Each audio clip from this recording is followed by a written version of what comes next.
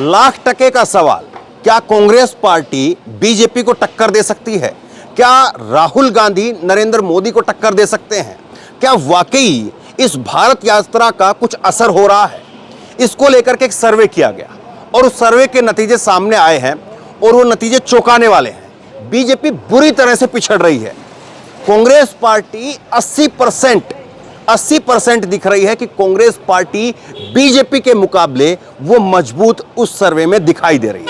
क्या है वो सर्वे, वो मैं आपको दिखाऊंगा। एक सर्वे आज सुबह हमने भी किया था कि 1 महीना पूरा हो गया है इस भारत यात्रा का, और ऐसे में बीजेपी शासित कर्नाटक के अंदर लोगों के मन पर कितना प्रभाव पड़ा है, लोगों का मन नरेंद्र मोदी के प्रति कितना है, राहुल गांधी के प्रति कितना है। और वो सर्वे आपने देखा है, उस सर्वे के अंदर लोगों ने क्या कहा, करीब 80% लोग उस सर्वे के अंदर भी कांग्रेस के प्रति दिखाई दे रहे थे और 20% लोग बीजेपी के प्रति दिखाई दे रहे थे। वो नरेंद्र मोदी के लिए वोट करना चाह रहे थे 20%, और 80% वो राहुल गांधी के लिए वोट करना चाह रहे थे। ये हमने जमीनी सर्वे में इस बात को खंगाला, टटोला और आप तक पहुंचाया। अब एक और सर्वे सामने आया, और ये सर्वे सामने आया है उस दिन जब भारत यात्रा का 1 महीना पूरा हुआ है। 1 महीना अभी इस भारत यात्रा का पूरा हुआ है, 30 दिन पूरे हुए हैं, और ऐसे में अभी जो ये यात्रा है वो 150 दिन की यात्रा तय की गई थी, मैं कई बार बता चुका हूं। लेकिन अभी अंदर खाने जो पार्टी में इस यात्रा का जो शेड्यूल है वो 175 दिन हो चुका है। ये आगे और बढ़ेगा, इस बात की भी संभावनाएं बताई जा रही है। तो पहले 30 दिन जब इस भारत यात्रा के पूरे हुए हैं, एक सर्वे किया गया, और उस सर्वे में क्या नतीजे सामने आए वो मैं आपको दिखाता हूं। ललन टॉप की तरफ से एक सर्वे किया गया। कहा गया, सवाल पूछा गया कि सोशल मीडिया पर आजकल आपको कौन सी पार्टी, कौन भारी दिखाई दे रहा है, और इसमें सवाल पूछे गए बीजेपी और कांग्रेस। 19% लोगों ने कहा बीजेपी भारी है और 81% लोग कह रहे हैं कि कांग्रेस भारी है। और यह सवाल पूछा गया था सुबह 10:27 पर, और ये जो स्क्रीनशॉट जो है मैंने लिया है, ये करीब 8:30 बजे इसका स्क्रीनशॉट लिया है। तो यानी करीब करीब जो है वो आप देख रहे हैं कि 10 घंटे के अंदर 32,000 लोगों ने इस सर्वे के अंदर हिस्सा लिया, और 81% लोग मानते हैं कि कांग्रेस पार्टी बीजेपी के मुकाबले भारी पड़ रही है। तो ये जो बदलाव है, ये बदलाव क्या इस भारत यात्रा के इस 1 महीने से जो लोगों के अंदर एक जो माहौल दिखा, उसकी वजह से ये बदलाव ये दिख रहा है? क्या उसकी वजह से लोगों को लग रहा है कि नहीं, अब कांग्रेस पार्टी जो है वो ज़्यादा मजबूत है? क्या ये वो जनसैलाब है जो राहुल गांधी के पीछे चल रहा है? ये तमाम सारे सवाल हैं जो लोगों के मन में रहे होंगे, और फिर उसके बाद में लोगों ने कांग्रेस और बीजेपी के प्रति अपना मन बनाया, और वो आपके सामने है। सवाल ये है कि अगर 30 दिनों के अंदर 81% लोग कह रहे हैं कि कांग्रेस बीजेपी के मुकाबले भारी पड़ रही है, तो 150 दिनों के बाद क्या होगा, या 175 दिन, या ये यात्रा हो सकता है कि 200 दिनों की हो जाए, तब फिर क्या होगा?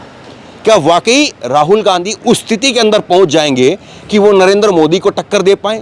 क्या राहुल गांधी उस स्थिति के अंदर पहुंच जाएंगे कि आज जो पार्टी 50-60 सीटों की जो पार्टी अभी फिलहाल इसमें है, 52 सीटें आई पिछले लोकसभा में, तो क्या राहुल गांधी इस भारत यात्रा के कंप्लीट होने तक उस स्थिति के अंदर पहुंच जाएंगे कि वो सरकार बना ले, या उस स्थिति के अंदर पहुंच जाएंगे कि सारी विपक्षी पार्टियां वो कांग्रेस पार्टी के पीछे खड़ी हो जाएं? ये चुनाव के तमाम समीकरण धीरे धीरे सामने आएंगे, और वो फिर जो है वो तय करेंगे कि कांग्रेस का स्थान क्या होगा, कांग्रेस की भूमिका क्या होगी। क्या वाकई राहुल गांधी इतने बड़े कद के हो जाएंगे कि वो अपने आप पर, अपने बलबूते पर कांग्रेस जो है वो अपने से सरकार बना ले, या गठबंधन की सरकार, जो कांग्रेस की सरकारों का एक पीछे से अगर देखेंगे आप, तो मनमोहन सिंह जी की सरकार रही, वो भी गठबंधन की सरकार रही। भाजपा की जो सरकार है, नरेंद्र मोदी की जो सरकार है, वो भी गठबंधन की ही सरकार चल रही है। हालांकि उनके जो गठबंधन के साथी थे वो धीरे धीरे करके दरक गए, लेकिन अब राहुल गांधी के लिए और कांग्रेस पार्टी के लिए 2024 के लिए एक बड़ी चुनौती ये है कि उनको गठबंधन के नए साथी तलाशने होंगे। कई सारी जगह पर उत्तर प्रदेश के अंदर अभी जब ये यात्रा दक्षिण भारत से चल रही है, तो उसके बाद में जब ये यात्रा हिंदी पट्टी में जाएगी, हिंदी बेल्ट में जाएगी, जब महाराष्ट्र में ये यात्रा पहुंचती है, फिर उसके बाद में मध्य प्रदेश, उत्तर प्रदेश, हरियाणा, पंजाब होते हुए कश्मीर तक जब ये यात्रा जाती है, तो उन राज्यों के अंदर किस तरह का प्रभाव होगा, वहां पर किस तरह से जो है वो कांग्रेस पार्टी के लिए बड़ी चीज जो है वो हो सकती है। दो बड़े स्टेट जो कांग्रेस के हैं, और कांग्रेस क्या उन स्टेट के अंदर भी इस यात्रा का असर वहां तक खींच करके लेकर के जा पाएगी। मध्य प्रदेश और राजस्थान दो ऐसे स्टेट हैं जहां पर कांग्रेस और बीजेपी आमने सामने की टक्कर है, और उस आमने सामने की टक्कर में 2019 में भी और 2014 के अंदर भी दोनों बार बीजेपी ने जो है वो कांग्रेस को मात दी है। तो अब सवाल ये है कि जिस तरह से ये पूरा एक ओरा बन रहा है ये राहुल गांधी को लेकर के सोशल मीडिया पर और तमाम अलग अलग जगह पर जहां से ये यात्रा गुजर रही है, लोगों का जो जुड़ाव दिख रहा है, तो कांग्रेस पार्टी क्या उन राज्यों के अंदर जहां पर वो मजबूत थी कभी, और जिस तरह से अभी राजस्थान के अंदर तो सरकार भी है, मध्य प्रदेश में भी सरकार थी, फिर ऑपरेशन लोटस से सरकार चली गई, तो मध्य प्रदेश और राजस्थान वहां से कितनी सीटें कवर कर पाती है। दक्षिण भारत से जहां तक अभी तक लग रहा है कि दक्षिण भारत से एक बड़ा गुच्छा सीटों का भी यहां पर मिलने वाला है।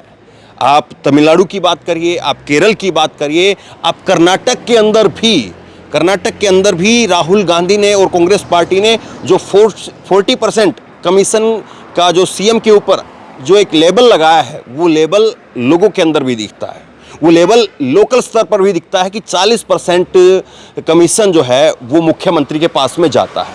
तो वो तमाम चीज़ें लेकर के कांग्रेस पार्टी यहाँ कर्नाटक के अंदर भी, और कर्नाटक में विधानसभा के चुनाव भी हैं, तो ऐसे में ये तमाम सारी चीज़ें राज्यों से जब अगर जीत होगी तो फिर उसके बाद में अभी हिमाचल का चुनाव है।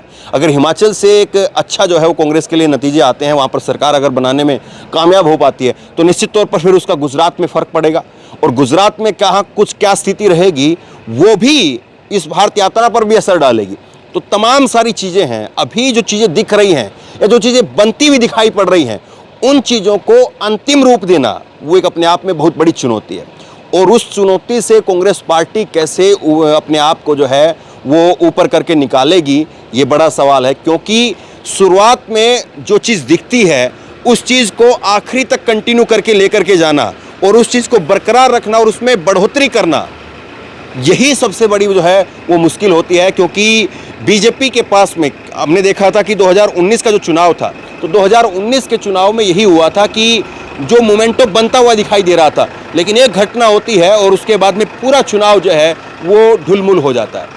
तो ये सारी चीज़ें जो हैं वो बता रही हैं कि किस तरह से अभी जो ज़मीन तैयार हो रही है, उस ज़मीन को लेकर के कांग्रेस पार्टी किस तरह से आगे बढ़ेगी, कांग्रेस पार्टी किस तरह से अपनी छाप छोड़ पाएगी, इस पूरे जो समीकरण अभी जो बनते हुए दिखाई दे रहे हैं इनको बरकरार रख पाएगी, या धीरे धीरे समय के साथ में इनकी धार जो है वो ख़त्म होती चली जाएगी।